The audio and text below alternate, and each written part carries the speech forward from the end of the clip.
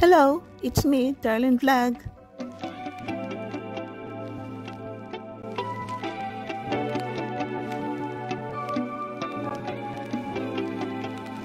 Good morning mga kalingap, good afternoon, good evening mga kachungkal. It's me, Darlene Vlog. So, bago tayo mag-reaction na naman mga kachungkal, i-shoutout muna natin si Kuya Val Santos Matubang, si Ate na Vlog, si Kalinga Prab, ang presidente ng Karipa, si Sir Birador, si Kuya Noli, si Rera TV, Kalingap Chumar, Carla Topilar. Pakisubscribe po sila mga kachungkal, panoorin ang kanilang mga vlog, at siyempre huwag niyo rin kalimutan isali si Darlene Vlog.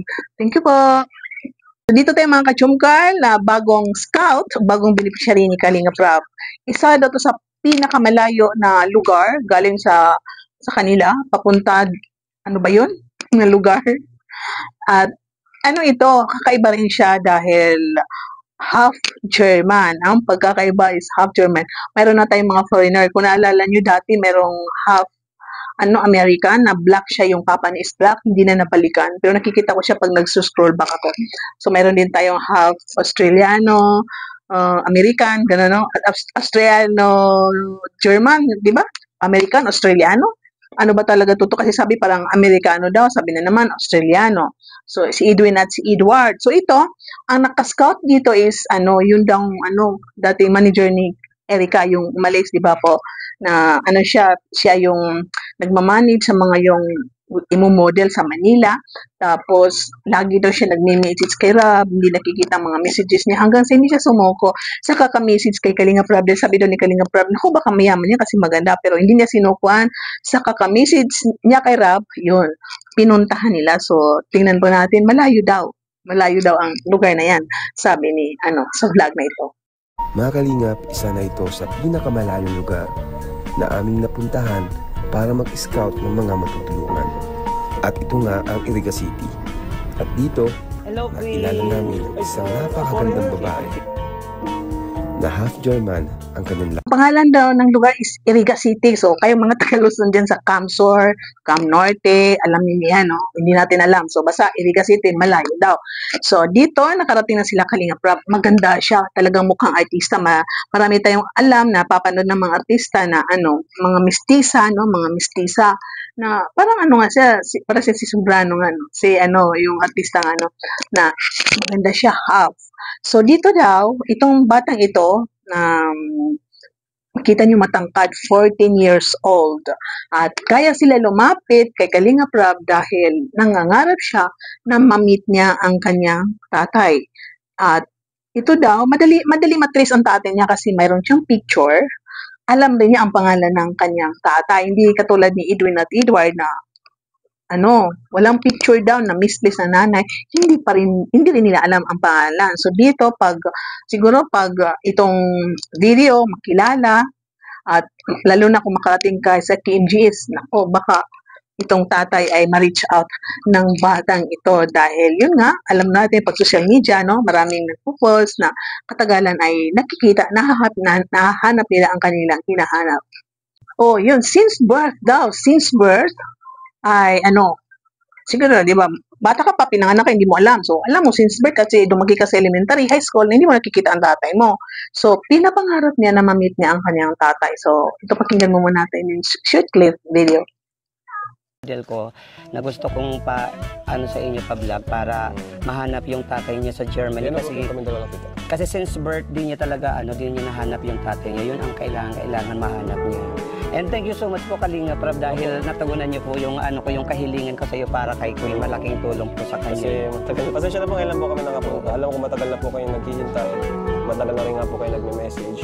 So, yan po, taga rito po siya? Oo, taga rito. Biro pa si Rab na, baka kapatid kasi kamukhang kamukha. Alam pa natin mga mistisa, magkakamukhayan sila dahil mga puti, yung shape ng mukha, mataos ang ilong, yung mga balat, matangkad, magkakamukha katulad ng Pinoy. Pag nakarating ka rin sa ibang bansa, alam ng mga ibang bansa na Pilipino kasi magkakamukha rin, di ba po? So, ito, ang biro ni Rab na, baka magkakapatid kasi magkamukha.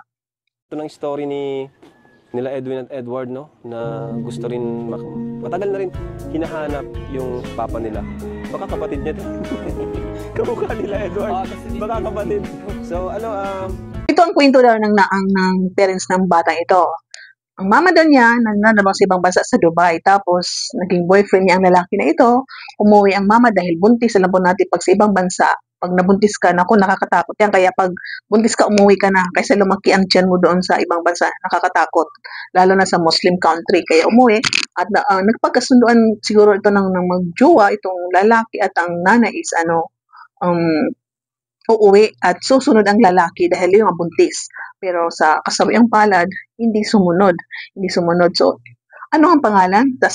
Sasabihin niya anong pangalan ng tatay niya. Dati po kasi si mama po nagtatrabaho po sa ibang bansa. Tapos nung nagkaanan po sila, si papa po at si mama. Nagkaroon ng relasyon. Opo, nagkaroon po ng relasyon. Umuwi po si mama po dito dahil buntis na po sa akin. Kaya dito na po ako pinanganak. Saang bansa yun? Sa sa Dubai po siya nagtatrabaho. Opo. So doon niya na-meet yung papa mo. Opo. Alam mo ba yung pangalan ng papa mo? Opo. Anong pangalan? Si Christoph Dole po. Christoph Dole. Dole. Opo, Dole. from Duel. Germany. German. Opo. Grabe, no? Kilala niya ang tatay niya, Christoph Doll. Ang nanay hindi niya pinagdamot sa anak na malaman ang totoong pangalan ng nanay, no? Totoong pangalan ng tatay. Dito sa Kambal, dati hindi daw sinasabi ng nanay ang totoong pangalan. Hindi niya sinasabi sa mga anak ang totoong pangalan. Siguro bandang huli ng story nila, talagang hindi alam na pala ng nanay ang pangalan dahil yun nga, no? Nagde-describe lang, nagtrabaho dun sa Angeles City. So, alam po natin, Angeles City, maraming foreigner dyan. So, pumunta pa din ba Jamie, di ba? Nagtanong-tanong, pero anong pangalan ba yun? Parang may hinanap sila ng pangalan, pero simple hindi kompleto. So, dito, kilala niya, taga-Germany ang tatay ng batang ito. Nakakalungkot dahil yun nga, no, napagkasunduan nila susunod, tapos umuwi ng Pilipinas, reach out, yun ang lalaki, nag-off na ng social media, hanggang sa pinanganak ang bata, ngayon malaki na 14 years old, hindi na talaga na-reach out ang tatay, maganda siya, may dimple. Naalala ko yung classmate ng anak ko sa Iloilo City, si Rachel Iles, no? Kasing beauty niya, kasing tangkad niya, yung American-Canadian si Rachel, yung friend ng anak ko sa Iloilo. So, nakatapos na siya ng pag-aaral. Kasing tangkad niya, kasing beauty. Na magaganda talaga ang yung pag half Western yan, half European, magaganda talaga. Basta Pilipino, ihalo mo, half Arabian, half Indian, magaganda ang result. Alam mo ba yung pangalan ng papa mo? Opo. Anong pangalan? Si Christoph Dole po. Christoph Dole. Dole. Opo, from Duel. Germany. German. Opo. Grabe, no? Bakit ka na di mo siya nakita? Hindi po talaga kahit na rin po sila, parang kinokontak po ni mama si papa po para kung ano daw po yung kasi sabi daw po, paano daw po, susunod daw po si papa pag panganak daw po dito. Pero hindi po siya sumunod and na rin po siya sa social media, hindi na po siya nag-social media. Wala na, di na rin nahanap yung Opo. Facebook. Kalunggo dahil yun mo, ang message niya, magpakita ka kahit one day dahil matagal na kitang hinahanap, hinihintay, no? So, hindi ako makarelate kasi may tatay naman ako. So, sa makakapanood nito ng mga walang tatay, no? Sa pinanganak na walang tatay, yung ganitong parang situation niya, na may mga artista rin, si Via Alonso, hindi ako sure kung parang hindi niya nakilala rin ang tatay niya. Hindi ako sure. Kilala ba ni Via Alonso? Correct me if I'm wrong, no? Patawad po kung mali po tayo, no? Maraming artista na nakilala nila ang kanilang mga anak. Tatay, ano yung gusto mo sa kanya sabihin? Lang po, message ko po sa'yo is magpakita ka lang po kahit one day. Kasi gusto ko rin po makilala yung tunay kong tatay. And matagal na rin po is also 13 years naman na po ang tagal-tagal. Mama niya bata pa, 40 plus. Ang tatay niya 40 plus. So sa tingin ko, dahil ngayon sa panahon na to, 13 years, sa panahon na to, maraming mga foreigner na nakakapag-asawa rin ng Pilipino. So, hindi natin alam itong tatay niya, baka nandito sa Pilipinas, may ibang family, or baka nasa kanila na, may ibang family. So, hindi natin sure kasi ito, 40 plus ang edad. So, baka stable na, or baka single pa, or iwan.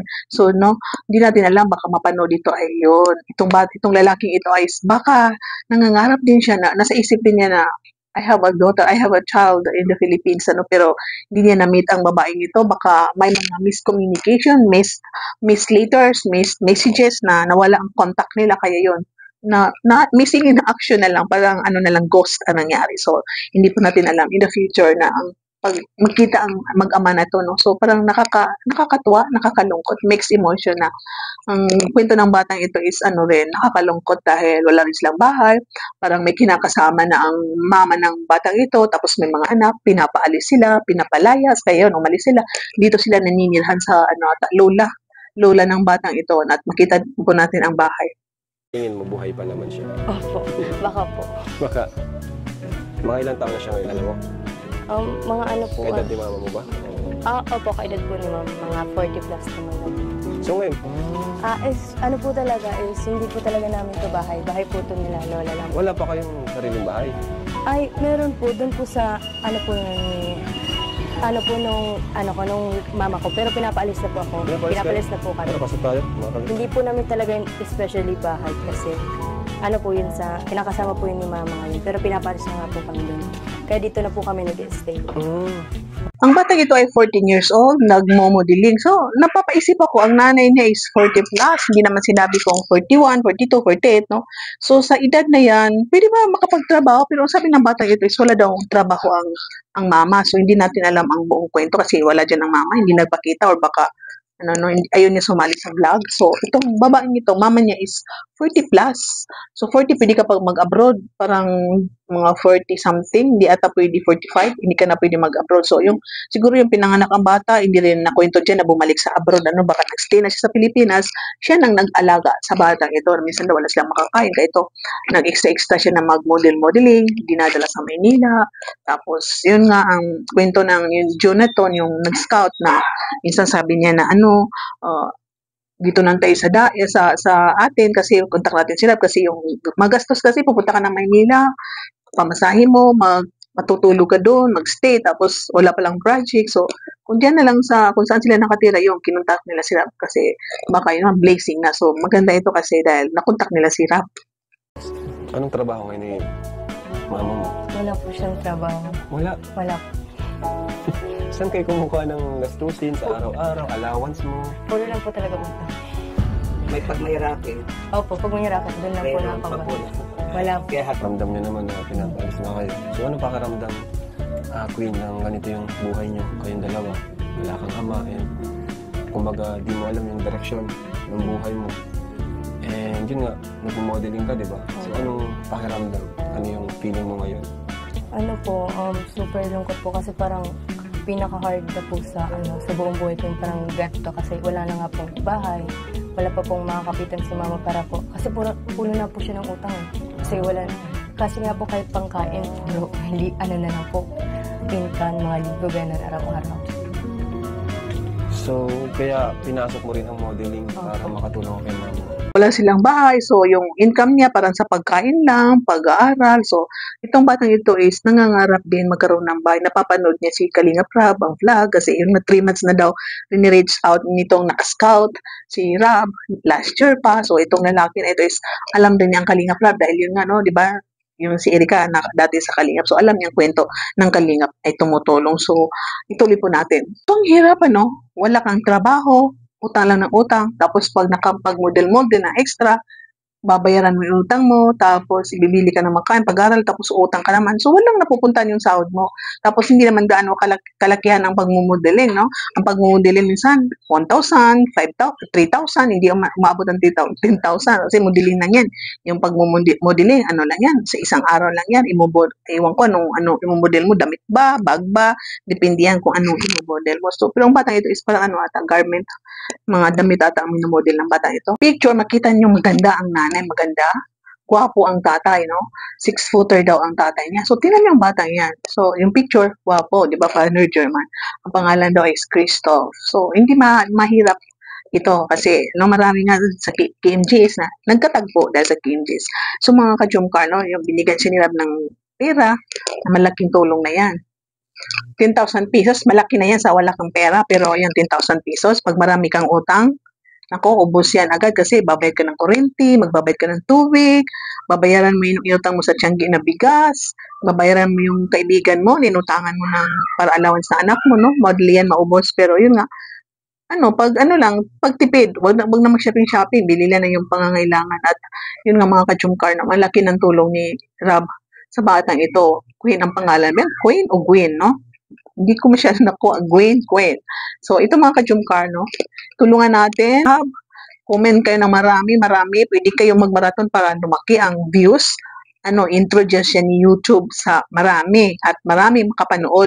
Aray natin, nandito siya sa Pilipinas, may ibang family or namamasyal lang, binata pero nag-tour lang or baka nasa Germany siya, sa ibang country, mapanood niya ito. At siyempre, or niya mo na mapanood mo na ng KMGs, maging artista muna siya kasi pangarap niya maging artista, kaya siya nagmo-model. So, pagka ma-artista siya, ma-model siya, makilala siya, o baka dyan, in the ways na niyan is matuntun siya ng tatay niya. Baka itong tatay niya is naghihintay rin ng panahon.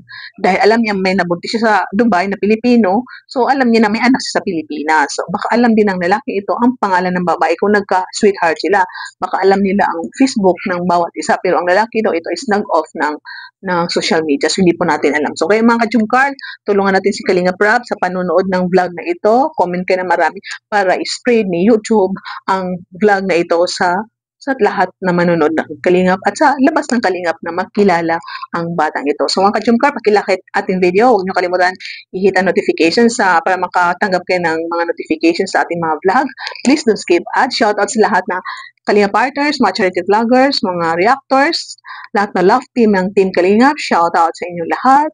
Jumcar community, Jumcar fans for life. Solid Jumar supporters, maratones, I love you to all my admin, Tita Silon, Sister Connie, Flor, Lucelle, Ate Glo, Zylen. So, I love you all. Ingat kayo lahat. May nakaligtaan kayo ako sa mga admin ko. Thank you all. Thank you sa support at sa pagmamahal. I love you. Thank you sa lahat ng sponsor. Keep smiling. See you in my next reactions video. And bye for now. God bless.